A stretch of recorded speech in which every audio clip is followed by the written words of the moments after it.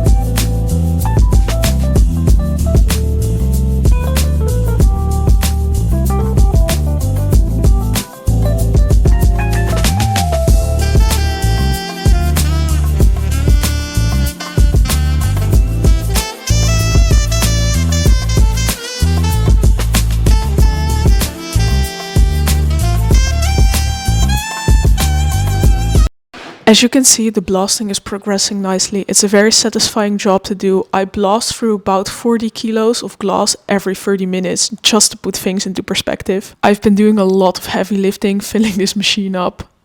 Here's the result after blasting away all the old paint layers. I think I did pretty decent. It's not finished yet, as the guys at the facility here will blast the inside clean and hit any spots that I might have missed. But I think it's not too shabby for first time. Look how clean the underside is. I'm extremely happy with the results. So I'm back at the place where Noord is blasted, where he was blasted, and now he's completely finished. They also did the inside and clean up the outside, so let's have a look. Look how clean it is. I'm so happy with the results.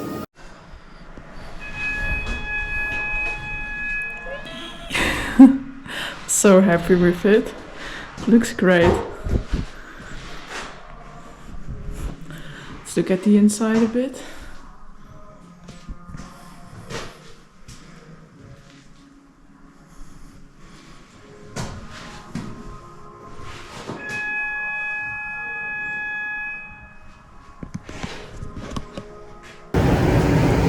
So there's still, as you can see, sand coming out.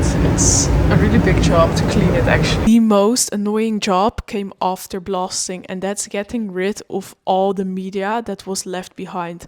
So the Volvo has a lot of hollow spaces. These guys have been at it for 2 days trying to clean it out, and it's still not clean. There's still sand coming out of every nook and cranny, so some more cleaning was needed. I have a little rust in both window sills and this needs welding. Also some parts of the gutter are a bit messed up. We're taping all of this off before spraying on the epoxy primer. After the primer has been sprayed on, these parts will be fixed. I'm not entirely sure why this is done after applying the epoxy primer, but I'm sure there's a good reason for it. Now the truck is ready to be sprayed in primer. I am so excited for this. Now it's time to learn how to spray on the primer. We started with the underside so I could practice, and if I mess up here it's easy to touch up and it won't be visible. We did the same thing when I was blasting the car.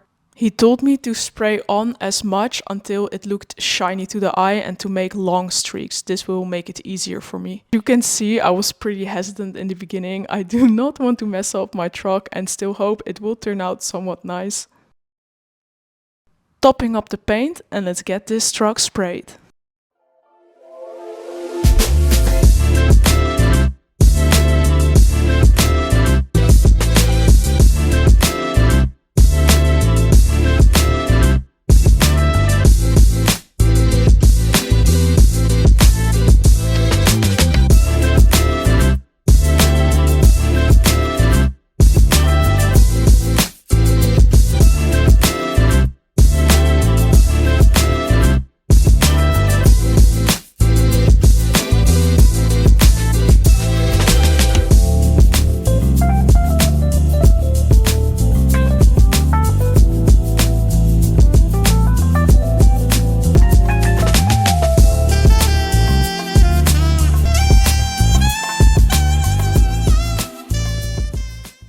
I then stumbled across these two beauties in the workshop. I absolutely love vintage Porsches. One day I'll own one.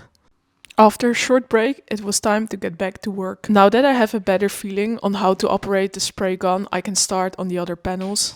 Here we are about a third into painting the entire car. You can see Ashish in the back. He's painting over my work, touching up what needs to be touched up. I still want the result to be nice.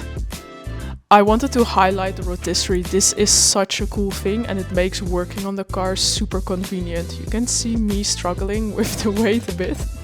He's helping me out and then I managed to turn it. We then lifted it up on the other side.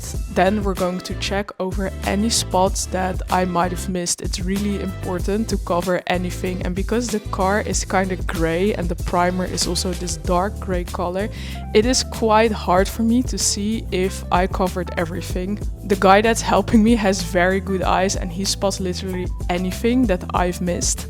Here I'm touching up any spots that I've missed or that do not have sufficient amount of primer on them. I found it extremely difficult to hit things like this that are at an angle or have weird nooks and crannies in them.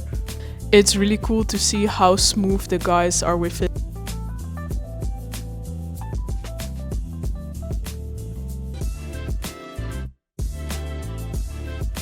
I then started with touching up everything. You can see how many different spots I actually missed. This was quite tedious work. I definitely have a huge respect for the guys doing this. It always looks super easy when you see these projects being done on TV, but a ton of time and labor goes into it. After I cleaned up all my spots, I'm applying a final coat of primer. He told me to make sure that it looks shiny to the eye. The final layer is to seal everything in, make it look nice and even, and just give the ultimate protection. Here you can see a bit better with what I mean, that it needs to be shiny to the eye. You can clearly see that after I spray on the top layer of primer that it looks shiny.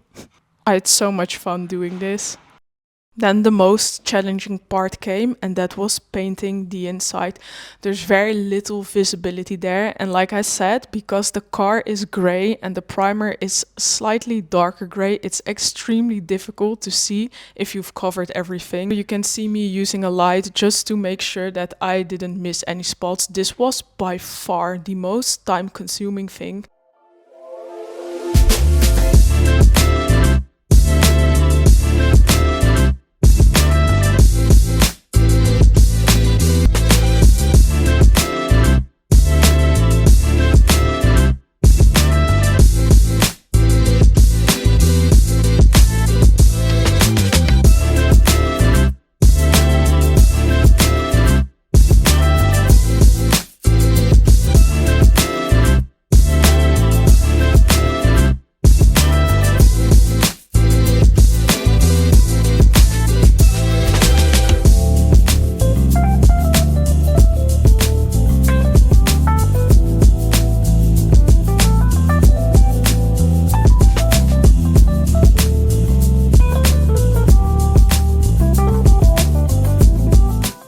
I'm now spraying the final bits of epoxy. It took me 13 hours today to spray the entire car, so I'm quite happy this job is done. I won't be spraying it in its final color, as for that I am not qualified enough, unfortunately. Now it's time for a small recap. This is what the truck looked like prior to blasting. Then after I hit it with a ton of glass, this is the result after blasting. I think this is really cool how all the paint layers peeled back. Here you can also see really well that there's still zinc on the panels. Volvo noticed that these cars started to rust, so then they called them back. They only did this with the military ones, and then they put zinc on all the body panels, which I think is really cool and kept the truck really well. This is what it looks like after the epoxy primer has been applied. I am over the moon with the results. I think the car looks brand new. It might look even better than it did brand new actually. It's really nice to see that all the time and money that went into this project is starting. I honestly can't wait to take this thing out on the road. I know that everything will be working the way it should be working. There will be no hidden rust, no weak spots, nothing. It's gonna be brand new. No, it's gonna be even better than brand new.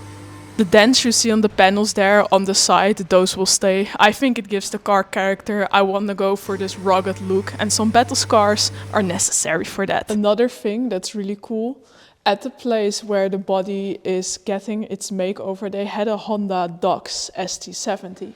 And the guy was like, if you get it to start, you can drive it. So I was kicking it and eventually got it to run, and I drove it around the showroom there. Unfortunately, do not have it on video. And I loved it so much. Like, I was like, I need something like this, right? It would be perfect to be on the back of my Volvo. So then I went down the rabbit hole, and a week later I brought this thing home. It's a bit bigger than a Honda Dox or like a Monkey or something like that. But yeah, I really like it. I will do a full episode on this thing. I've driven it around a bit. I'm waiting for my helmet and my gear to come in. But yeah, I absolutely love it. Look at it. It's beautiful. Well, guys, that was the episode for now. Thank you very much for watching, and I see you on the next one on my motorcycle.